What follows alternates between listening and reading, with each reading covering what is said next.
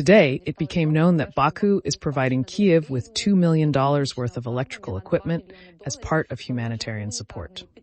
This direct order was published on the website of Azerbaijani President Ilham Aliyev. This happened after the Azerbaijani leader condemned Russia for deliberate attacks on the energy facilities of an Azerbaijani company in Ukraine. He stated that the attacks on the oil depot, in particular Sokar in Odessa, and the gas compressor station would not stop cooperation between Azerbaijan and Ukraine in the energy sector. Ilham Aliyev's order emphasizes that the decision was made taking into account the process and principles of humanism and partnership between Azerbaijan and Ukraine. Since the beginning of Russia's full-scale invasion, Azerbaijan has provided humanitarian aid to Ukraine several times. Now it is reported that Azerbaijan may provide military support to Ukraine for the first time. The day before, an Azerbaijani newspaper reported that Baku may lift the arms embargo on Ukraine from its arsenals if Russia continues to act against Azerbaijan's interests.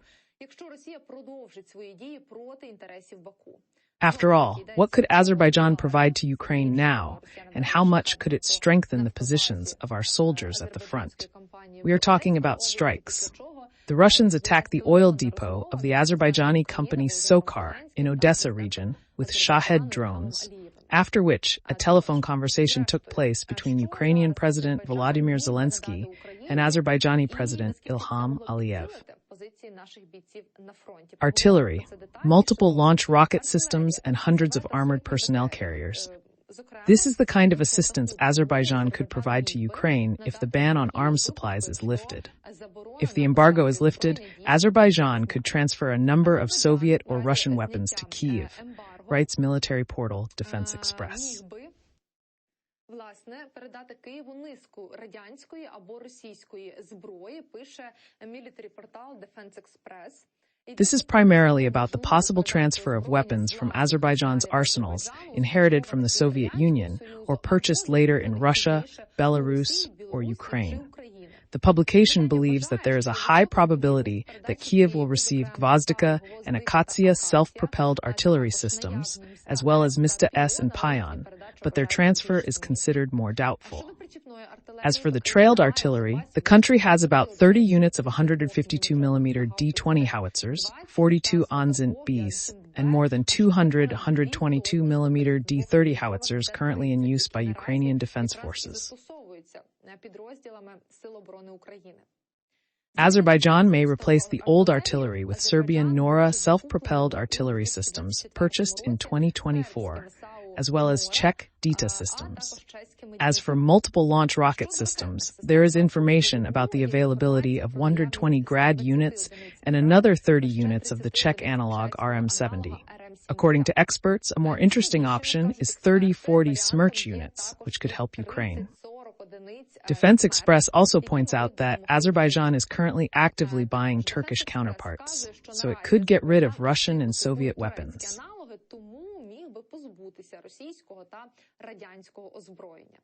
The Azerbaijani military has several units of Tuchka-U tactical missile systems, which have long been replaced by Israeli systems with greater capabilities. However, the shipment of these systems is questionable for political reasons. As for armored vehicles, Azerbaijan has hundreds of Soviet and Russian armored personnel carriers and infantry fighting vehicles.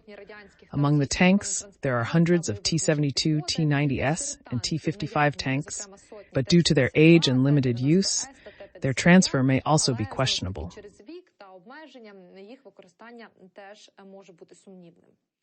Defense Express adds that Azerbaijan is unlikely to provide Ukraine with air defense systems, although it has Soviet S-200, S-125, Buk M1, and Russian S-300 anti-aircraft missile systems. Analysts also do not rule out the transfer of mortars or old automotive equipment, the amount of which is difficult to estimate at this time.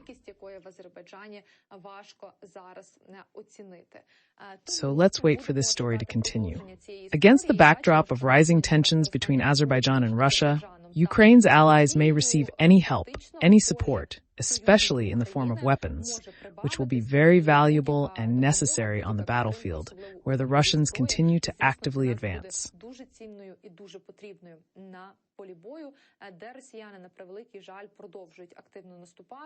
We have talked about the fact that the Pokrovsk direction remains the epicenter of the most intense fighting on the Russian-Ukrainian front.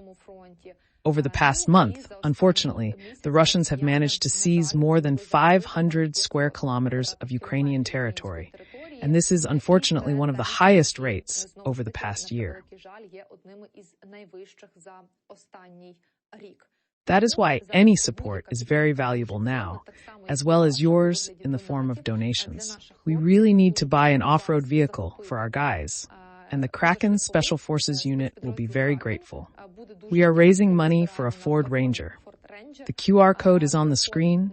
You can do it very quickly, or you can find more detailed information with details and description on the website of the Channel 24 Foundation.